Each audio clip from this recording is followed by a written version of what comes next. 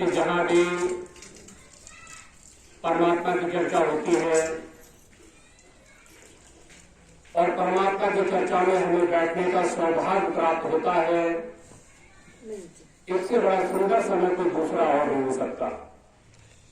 हमारे भाई लोगों ने सुंदर ढंग से जो है अपने मुखारबिन से महापुरुषों की बात को रखा, अमृत भरे शब्दों को कहा, समझने वाले लोग जो है समझ गए, और जिसे इसका मतलब समझना ही नहीं है, चाहे वो 70 में बैठे, अपने घर में बैठे, 50 साल 70 में रहे, पर उसे उसका लाभ मिलने वाला नहीं है।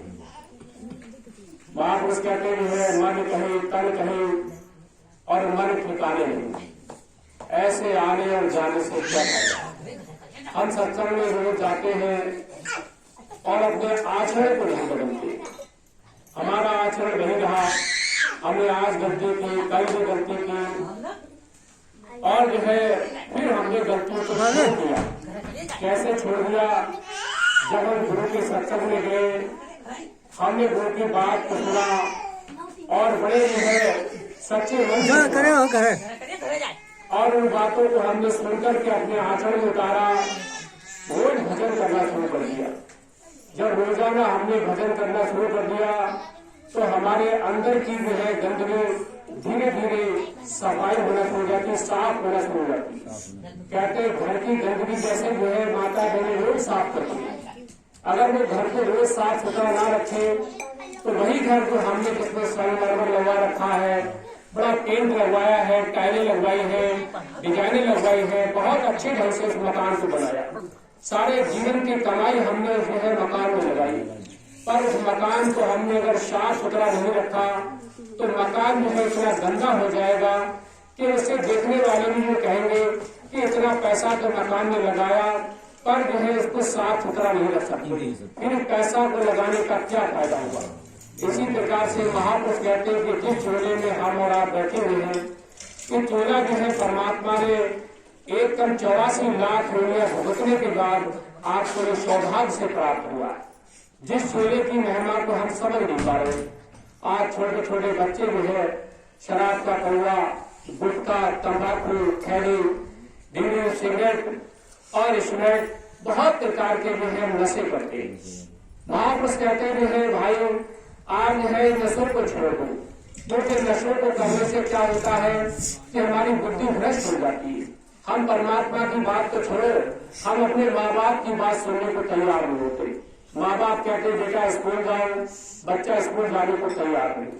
माँ बाप कहते बेटा जो है सत्संग में जाओ, परमात्मा का भजन करो, बेटा बिल्कुल बाप की बात सुनने को तैयार नहीं। तो जो है वो महापुरुषों की बात को कैसे सुन लेगा।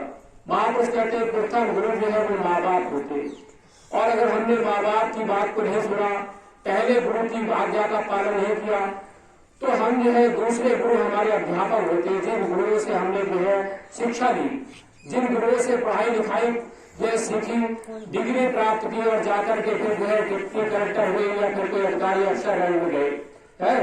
जब हमने जो है पहले गुरु की, अपने पिता हमारे जो है पहले गुरु थे, उनकी बात को नहीं माना, फिर भी हमने स्कूल में भी जाकर के जो उन गुरुओं के अध्यापकों की बात को नहीं माना, बाहर भी जाकर के हमने जो है लड़ाई झगड़े और जो है अपनी मुर्गी बना करके हम जो है वहां भी चलते रहे, और जो है केवल माँ बाप को जो है थोड़ा समझाने के लिए, उनको समझाने के लिए स्कूल जाते रहे, और बाद में जो है ना कहीं नौकरी मिली और ना ही जो है कहीं कामयाब हो पाए, क्योंकि हमने ना प्रथम गुरु की बात को माना, ना हमने दूसरे गुरु की बात को माना। और महापुरुष कह रहे हैं कि जब जो है फिर आपने जब अपने दो गुरुओं की बात को नहीं माना तो फिर आध्यात्मिक गुरु जो हमें प्रभु प्राप्ति संत मिलते हैं, सदगुरु मिलते हैं, जो ये है हमें इस मानव मंदिर के अंदर परमात्मा का दर्शन कराते हैं, ऐसे गुरु की बात को कैसे मान लेंगे। किसी के कहने से हम चले भी गए, नाम भी ले लिया, गुरु से दीक्षा ले ली, पर जो है हमने अपने आचरण को नहीं बदला।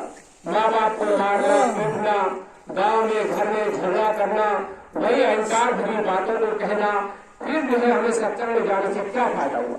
महापुरुष कहते हैं जो है जब आप गुरु के शरण में चले जाते हो तो अपने आचरण को बदल दो, ऐसे आचरण को बदल दो लोग कहने लगे कि भाई पहले तो बहुत बुरा व्यक्ति था, पर जब से गुरु की शरण में गया है सत्संग में बैठता है तब से इसमें बहुत बदलाव आ गया है। भाई भगवान का भजन भी करता है, जिस रास्ते पे निकलता है तो राम राम भी करता है, बड़े छोटे भाई बहनों का सम्मान करता है, किसी की तरफ गलत नजर भी नहीं डालता है। पहले से इसका बहुत नेचर बदल चुका है। जब हम ऐसी हालत में आ जाते हैं तो इसमें हमारे गुरु की तारीफ और गुरु की बढ़ाई होती है, हमारे माँ बाप की तारीफ होती है, हमारे परिवार और बराबर जाति की तारीफ होती है, फिर हमारे गांव की भी तारीफ होती है। जहाँ भी निकलेंगे कोई भी कहेगा बड़ा गांव का व्यक्ति है, बड़ा सुंदर ढंग से महाप्रभु की बात को रखता है, बड़ा सुंदर ढंग से वहां सत्संग करता है और उसका नेचर भी बहुत बढ़िया। इसलिए महापुरुष कहते हैं कि आप जो चोले में बैठे हो इस चोले की महिमा को समझो। गोस्वामी तुलसीदास जी ने रामायण में कहा, जिस रामायण को हम रोज अपने घरों में कराते हैं और आपके घर में नहीं किसी दूसरे भाई के घर में रामायण होती है, पर रामायण कराते रहते पर रामायण की बात को समझते नहीं। भगवान राम के भजनों को गाते पर राम भगवान के बातों को अपने आचरण में ले जाते, उनकी बातों को अपने हृदय में ले लेते। भगवान राम ने कहते जिन्हें मर्यादा पुरुषोत्तम राम कहते हैं, हम मर्यादा पुरुषोत्तम राम नहीं बन सकते, कम से कम उनकी बातों को आचरण में रख लें तो भी हमारा उद्धार हो जाएगा। तो महापुरुषों ने कहा, रामायण में गोस्वामी तुलसीदास जी ने लिखा कि बड़े भाग मानुष तन पावा, शुभ दुर्लभ शब्द ग्रंथन गावा। महापुरुष कह रहे हैं जिस चोले में आप बैठे हो वो चोला एक ऐसा चोला है कि 1,84 लाख योनियों ने इसे सबसे श्रेष्ठ योनि बताया। मुस्लिम धर्म ने इसे अशरफुल मखलूकात कहा। अशरफुल मखलूकात का मतलब होता है कि सबसे श्रेष्ठ योनि है। कह रहे 27 लाख किस्म के वृक्ष होते हैं, उनसे भी श्रेष्ठ है। 30 लाख किस्म के वृक्ष होते हैं, उनसे भी श्रेष्ठ योनि है।